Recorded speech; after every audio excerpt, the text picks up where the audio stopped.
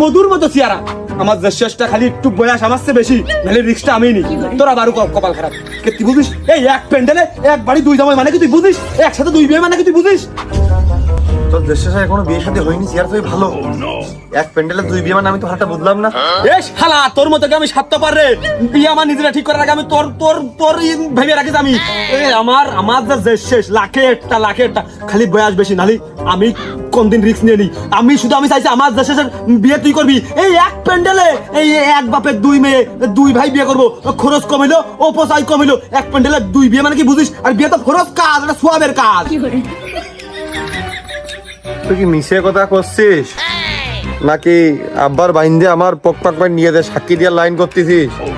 আমি তো কিছু বুঝদিন নে। তোর বিয়ে ফরজ কাজ, এক প্যান্ডেলে দুই বিয়ে হলে অপচয়টা কম হয়, সোয়াবটা একটু ধরেই হয়। তোর কথা বিশ্বাস